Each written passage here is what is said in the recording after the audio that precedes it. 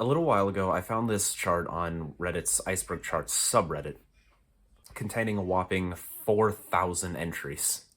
And I wanted to give a little shot at making like a man in a Hawaiian shirt with a full beard and try to explain as much of it as I could. Although this time I want to go in reverse order, so we're starting from the bottom instead. Let's go. The Indigo Raptor live stream. Now, this was a live stream of a young creator on TikTok around either the age of 10 or 11 that did something that resulted in them no longer being with us, so to speak. Their TikTok page had since been deleted, and the username is now being used by another creator. Unsure of whether or not this was done before the incident reportedly occurred, so not sure if this person was being intentional by using their name. I have seen other posts claiming that someone is the original Indigo Raptor, claiming that this is all just a hoax, and they're very much still here, and this is just drama attempting to be stirred up by, the internet. Nurse Coon. This is a story that was posted to 4chan all the way back in 2006. The poster, claiming to be a registered nurse, and over the course of a very long series of posts, which have all been archived, how they ultimately met and adopted a 7-year-old girl who survived a car accident and lost and became a either paraplegic or almost close to it. I think she she retained one arm, but lost her parents.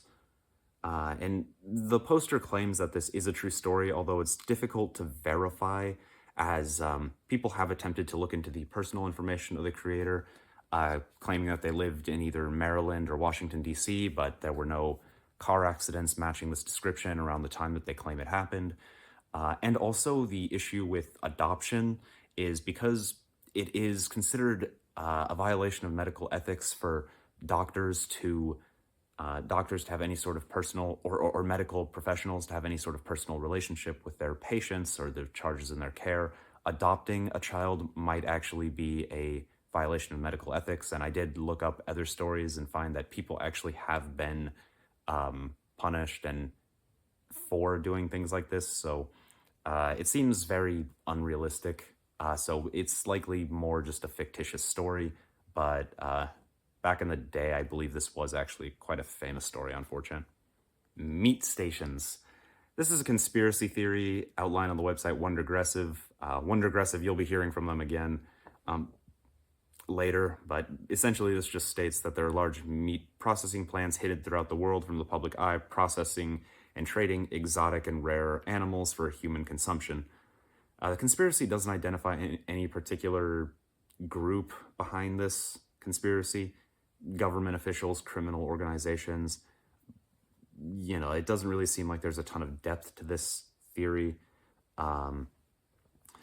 Although I do want to say that this article might actually be about drawing attention to issues surrounding the meat processing industry in general, as it mentions ethical concerns regarding the treatment of animals, as well as the health issues created by the meat industry's practices. And the article does mention there's very little evidence to actually support a conspiracy theory like this being true, but also states that a conspiracy theory like this is more of an extreme manifestation of genuine fears and concerns. So perhaps this article is more about, a very creative way to raise awareness for the genuine ethical issues in the meat packing industry. Circus Reel URL.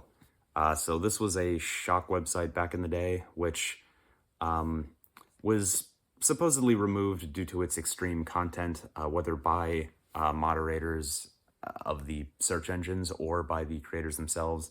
I didn't really find a lot of information on this. In fact, I know people have claimed that it was a pretty common site, but at least I was able to find so little information, maybe just because I did very surface level looking, kind of doubting whether or not this website actually existed in the first place.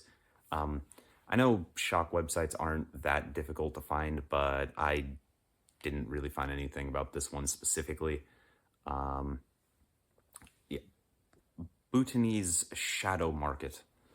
What very limited sources I can find for this seem to indicate that this is a conspiracy about something in the country of Bhutan that are underground markets where you can buy supposedly supernatural products like immortality potions or souls. Alternatively, this could be the much less interesting but more realistic informal economy. An informal economy being the name for economic activity conducted beyond the scope of the government's eye, not necessarily for the trading of illicit goods, but for doing business without registering the business anywhere or reporting activity to any organization or relevant authority. So this would be like open air markets in developing countries, uh, just like cash for goods to avoid taxing and regulation, essentially. It doesn't necessarily have to be sinister, but it is to avoid, the oppressive grip of the government. Yura Yesusov, a Russian trash streamer, allegedly. Also said to be active in certain anarchist and far left communities, trash streamers are streamers who gain notoriety in Russia for doing extremely violent things on stream, attacking and humiliating their friends. In fact, YouTuber NFKRZ describes them as effectively Russia's version of the lol cow, so to speak. As for this guy specifically, uh, no evidence of his existence I've been able to find at all. I did find a page for his MBTI results, funnily enough. I also saw someone propose the idea that he did exist, but attempted to remove any reference of himself existing from the internet somehow.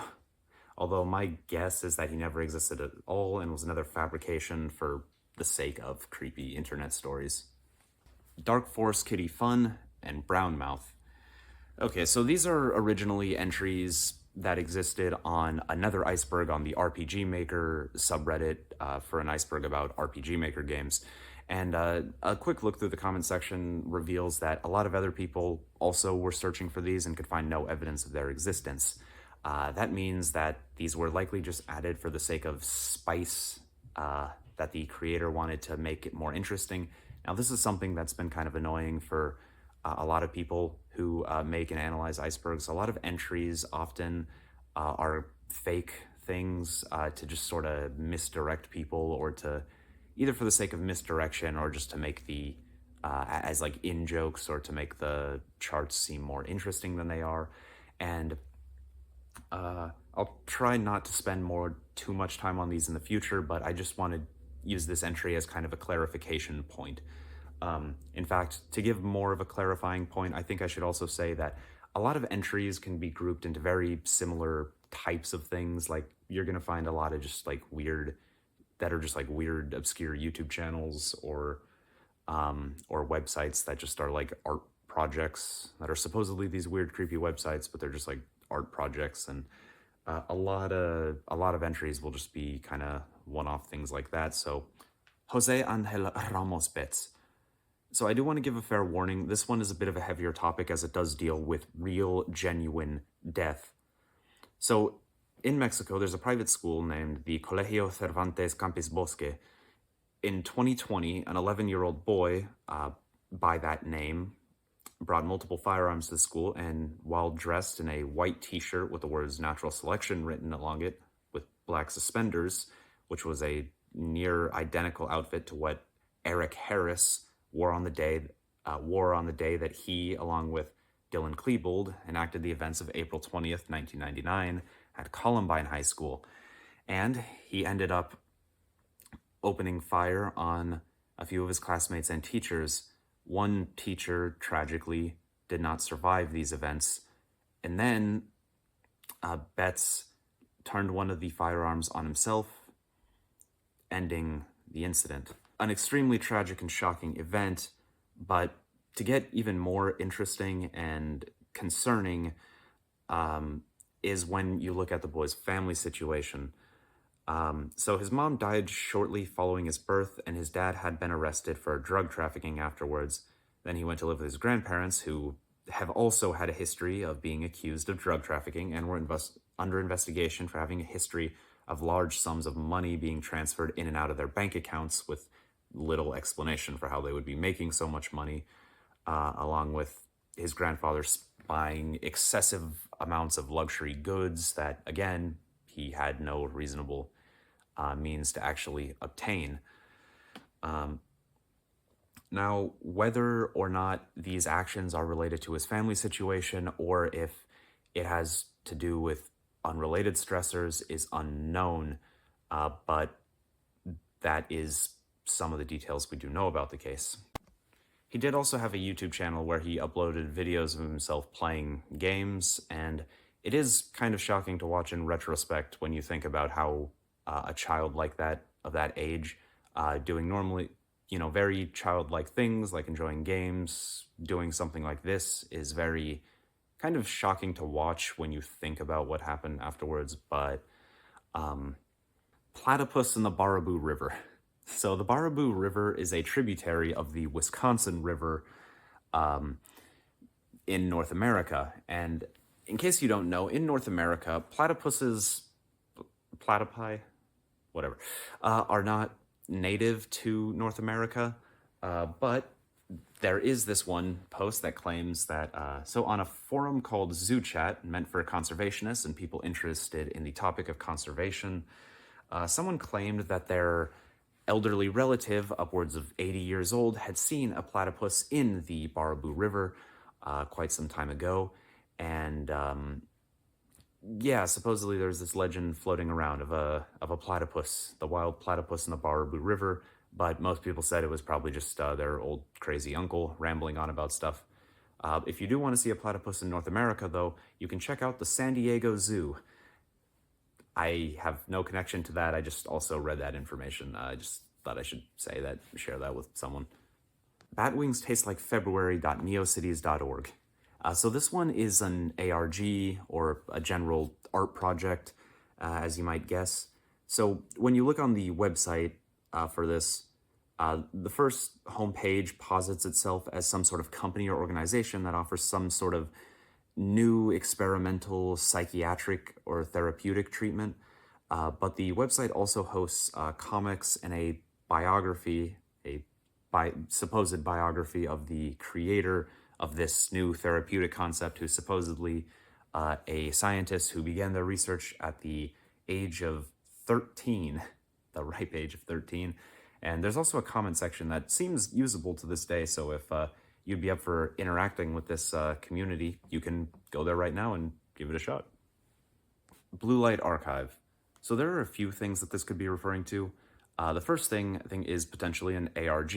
If you look up bluelightmusicfest.com, you're taken to a webpage that advertises a fictitious music festival that you can fiddle around with the homepage or the source code with to edit things around and seemingly progress through puzzles as you might expect from an ARG. However, the one thing I think is more interesting is the website titled Blue Light Archive, which is actually a website for, to discuss drug use and specifically harm reduction methods and how to successfully reduce the amount of harm experienced by drug users. It's not a website that promotes or discourages drug use, but rather that says if people are going to use drugs, they might as well do it safely.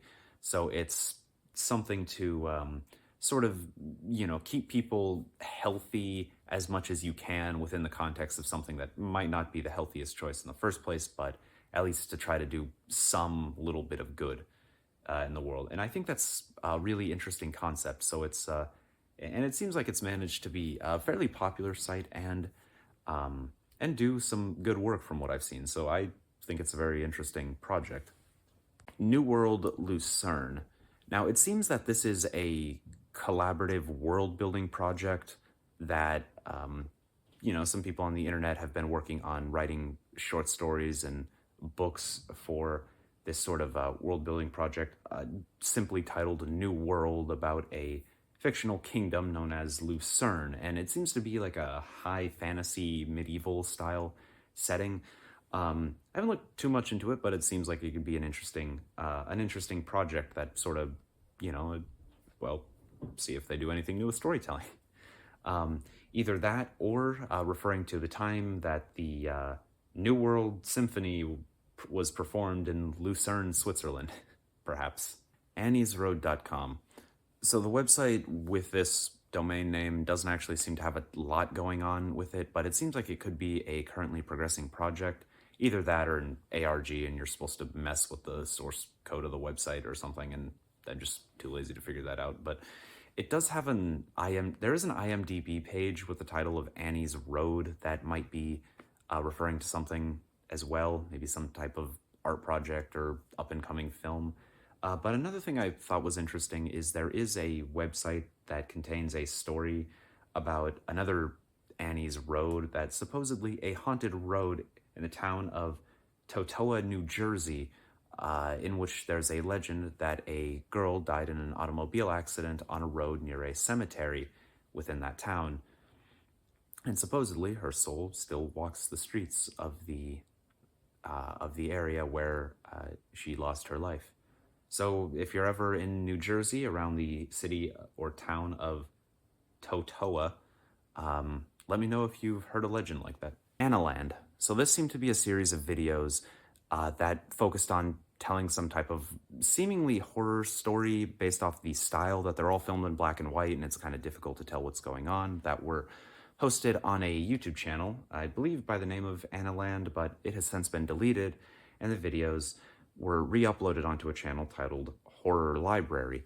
And it seems that over the course of quite a few videos, I remember there were like almost like 50 or 60 videos, all in kind of black and white, difficult to distinguish what's going on videos. It seems like there's some sort of maybe story being progressed.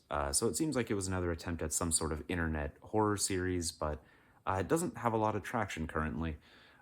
Maybe there's an interesting story to be told. Who knows? We can take some time to look at it sometime, maybe. What happened to Sarah? This one is actually kind of weird. So it's a YouTube video simply titled What Happened to Sarah, that shows a story of a woman, presumably named Sarah, who is woken up in what looks like the early morning uh, by a light outside of her house, to which she walks out onto the lake that seems to be in the backyard. It goes out onto a lake, and there is a large glowing blue orb there that she slowly approaches and then slowly moves her hand into and makes contact with, and she seemingly like pulses into light and disappears. And then it ends with the text, "What happened to Sarah?" And I don't know if this was made for like a college art project or like as like a promotion for some other art piece, but I really don't know what else this could have been used for. Antichrist virus. So this was actually a virus hoax from 2001 in which several people received emails in Spanish warning them of a new virus called Anticristo that supposedly could do all sorts of things to your computer, completely destroying the zeroth sector of it, and as well as automatically forward it itself to everyone in your mailing list. Now, it was not able to do this because there was no virus in the first place that it was attached to. However, one thing it does remind me of, it seems sort of like a copycat, well, without actually following through, of the I Love You virus incident, which I believe happened 1 year prior, created by a Filipino college student. This I Love You virus that actually did, if you opened it, it would automatically forward itself to everyone in your mailing list and mess with a bunch of things with your computer, which caused a ton of damage back when it did occur. And another one of the strange things was that the guy who created it never had to really face any consequences because creating malware was not a crime in the Philippines at the time. So, yeah, interesting. This long string of numbers followed by DEID. So, in addition to being binary for the quick brown fox jumps over 13 lazy dogs, which is a sentence containing every letter in the English alphabet, sentences like these are often used to test different typefaces or fonts.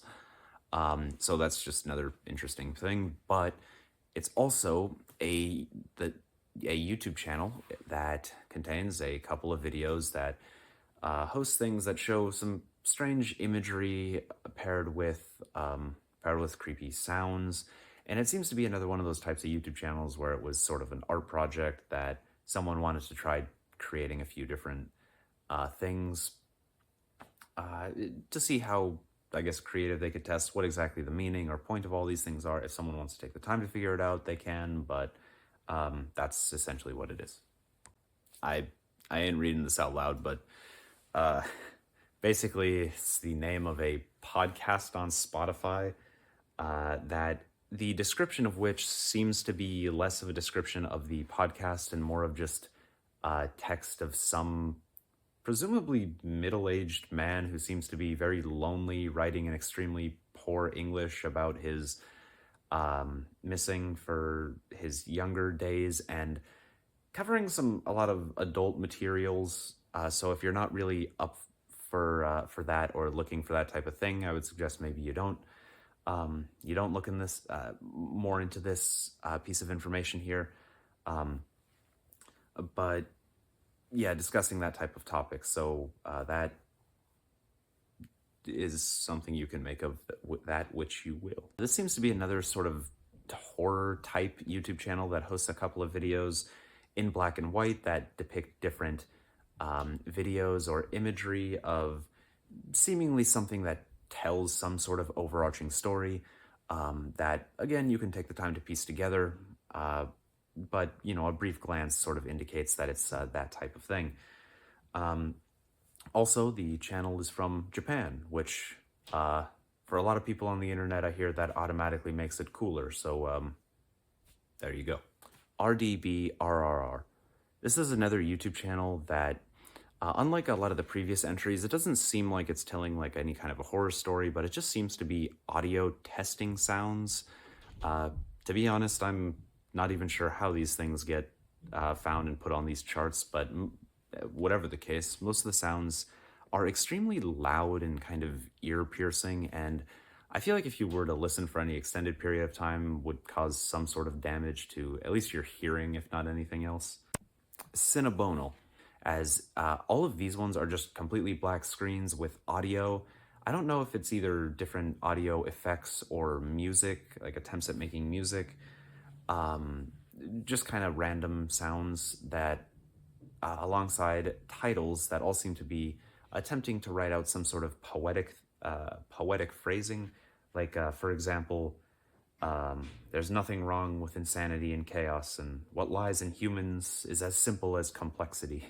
So it seems like just an interesting project, but again, just a small channel that it seems someone was trying their hand at certain creative endeavors. Patrick Russell, this one is actually a little more interesting.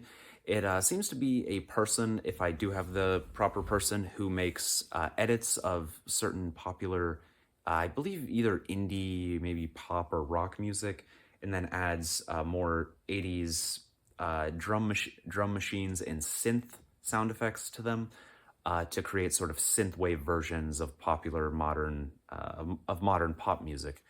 And he has a YouTube channel. Look at Patrick Russell. And, you know, honestly, listening to a couple of the edits he makes, I really like it. I think they sound pretty nice. I guess I would just recommend you check him out and, you know, let him know if you like his music or the edits he makes to other people's music. I would suggest also give some appreciation to the original song creators, but I think his work is cool.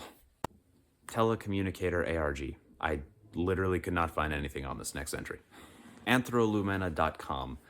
So the links that I found for this no longer seem to be working. However, a location that I did find the link posted was onto a forum about unfiction, which, similar to ARG's, basically unconventional storytelling using either multimedia or interactive elements. But based off the discussions around it, it seemed that it was some type of ARG that may have been related to another ARG called Sovereign.io, which interestingly supposedly had a monthly fee of $13 in order to play the game.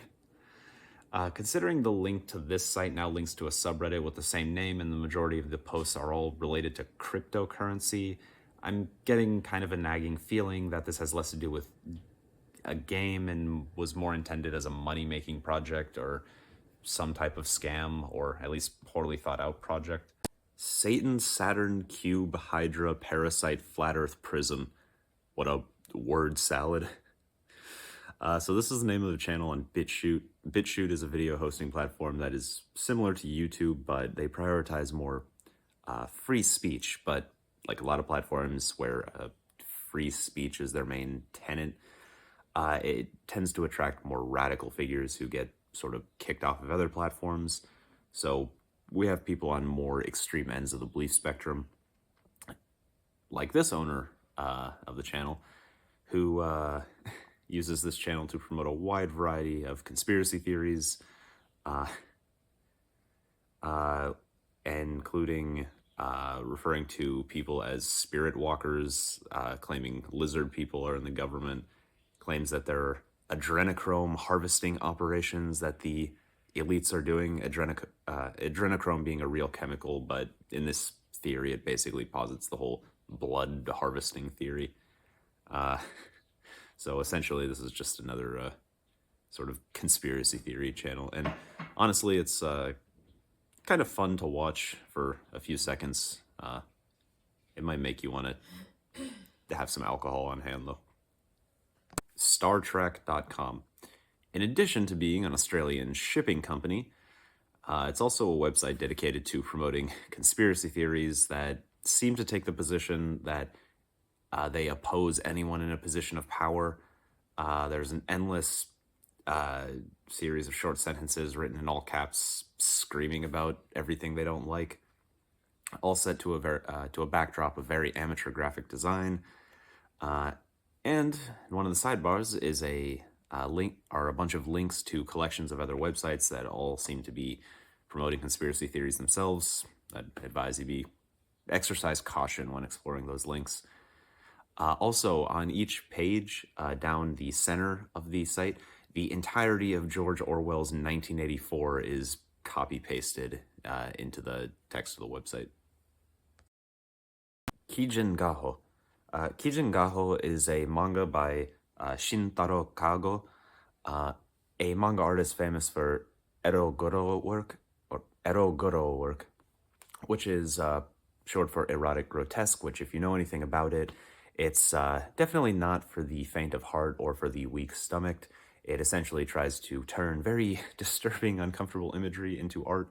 And this one in particular, which is actually available on Manga Dex right now. You can read it in English, Russian, and German. I believe Kijin Gaho is an anthology series of a bunch of stories that, again, showcase very uncomfortable situations, like a girl who collects every single item that her crush comes into contact with, or a story about a guy who collects photos of every single woman he does something with, which is fine. That thing isn't disturbing in itself until you go further and you realize he doesn't really care about some more concerning things. Anyways, moving on.